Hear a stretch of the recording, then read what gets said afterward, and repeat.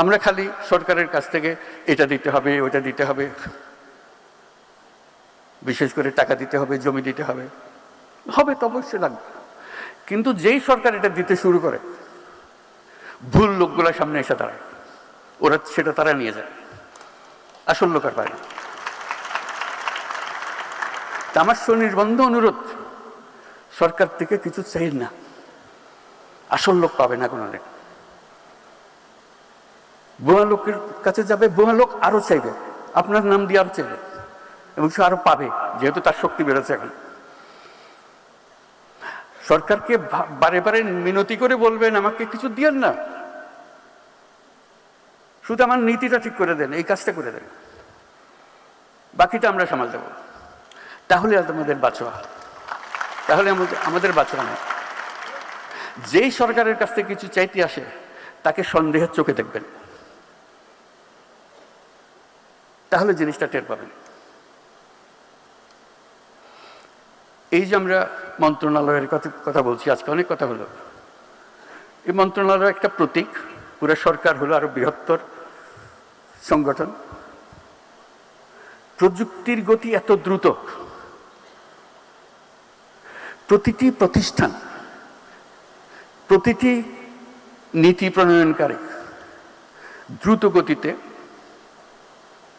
Irrelevant হয়ে যাচ্ছে। কারণ সে বসছে যে সময় যে উদ্যোগ নিয়ে, সেটা কালকে পাল্টে যাচ্ছে, সে কিন্তু পাল্টাচ্ছে না।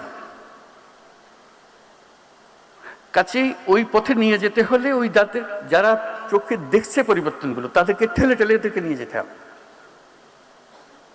একই কাজে আমি নিজের মতো করে বলি, এটা কেউ হয়তো সিরিয়াসলি নেয় না।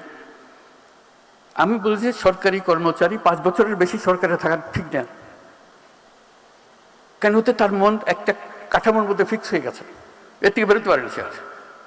আবার নতুন লোক যারা বাইরের থেকে দেখতেছে, তাদেরকে নিয়ে আসতে হবে।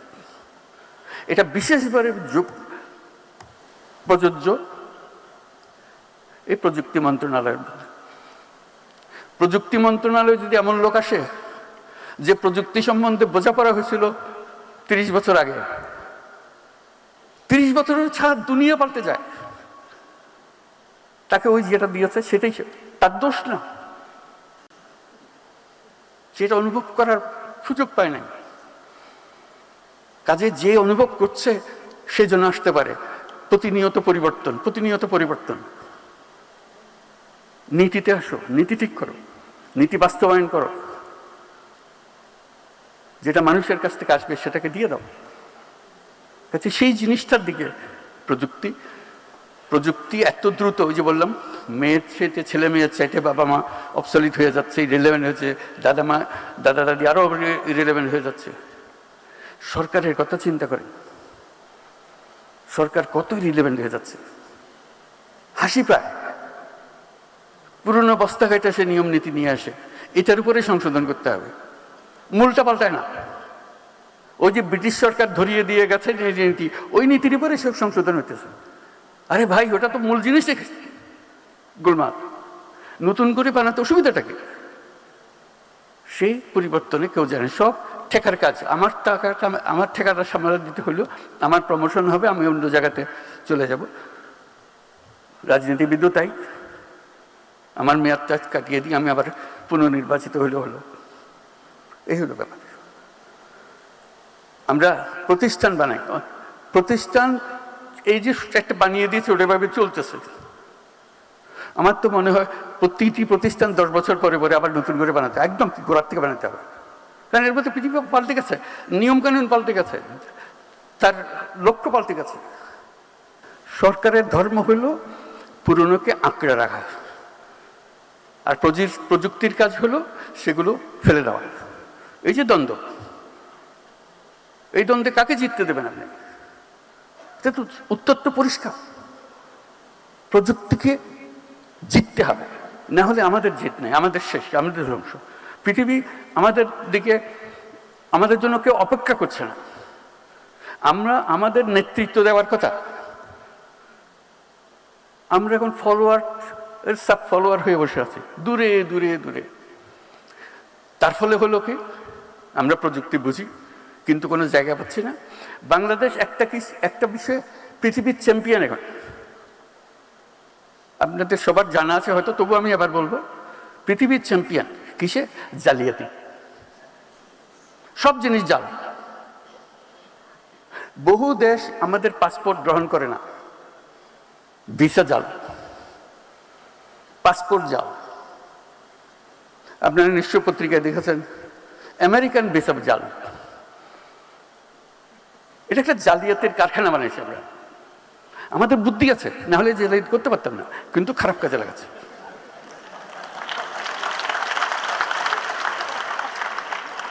যে জালিয়াতি করতে জানে তার কাছে অনেক ক্রিয়েটিভিটি। আমি মধ্যপ্রাচ্যের একটা রাষ্ট্রের মন্ত্রীর সঙ্গে আলাপ করছিলাম। তারা বহুদিন ধরে আমাদেরকে প্রবেশাধিকার দিচ্ছে না। বাংলাদেশি কোনো মানুষ, শ্রমিক বলে কথাটা, কোনো মানুষকে প্রবেশাধিকার দেবে না। এমনকি আমি যেটা তাদেরকে বোঝানোর চেষ্টা করার জন্য সর্বনিম্ন, আমাদের যে মেরিনার যারা জাহাজ চালায় দুনিয়াতে, should be proud of them, they are leading the industry.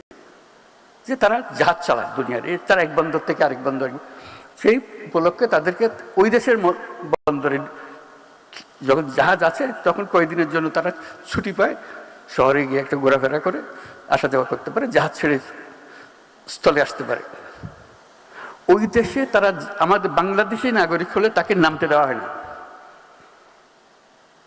আমি শুধু মিনতি জানালাম যে বেচারা জাহাজে জাহাজে ঘুরে, অন্তত তাদের জন্য একটা পারমিশন দাও।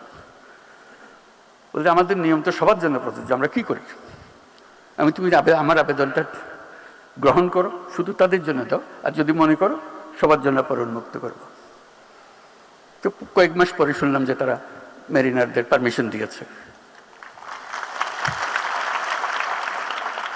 একটা দুটা দেশ না, লম্বা লিস্টি যাদের দেশে আমাদের প্রবেশাধিকার নাই। ওই মন্ত্রী যার সঙ্গে আমি মেরিনার নিয়ে আলাপ করলাম, সে বললো যে দেখেন আপনি বন্ধু মানুষ, আপনাকে পুরো জিনিসটা আমি বোঝাবো। আমি বোঝাবো বলতে আমি নিজে গেছি, এই যখন তারা আসে দেখার জন্য যে বাংলাদেশিরা রিজেক্টেড হয়ে যাচ্ছে কেন, তো নানাজনের কাগজপত্র দেখালো, শিক্ষার সার্টিফিকেট ভুল, জালিয়াত। বলছে একজন মহিলা, সে আসছে এখানে ডাক্তার হয়ে, তার ভিসা হলো ডাক্তারের ভিসা।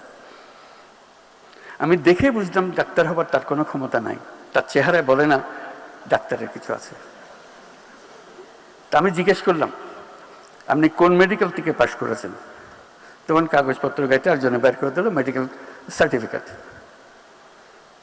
তো স্টাফরা বললো স্যার এটা জাল, এটা ভুয়া, বাকি সমস্ত সার্টিফিকেট তার জাল।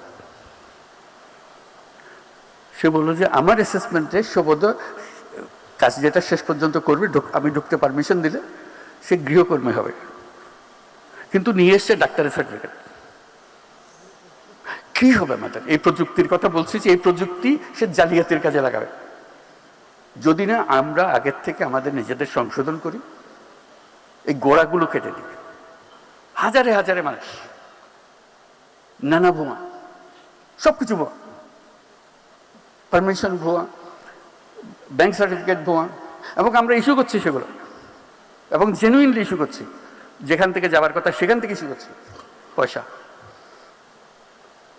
কাজেই আমাদেরকে প্রযুক্তিতে আসতে হলে ন্যায্য জিনিস নিয়ে আসতে হবে। জালিয়াতির কারখানা, এই দেশ জালিয়াতির কারখানা হবে না, হবে না।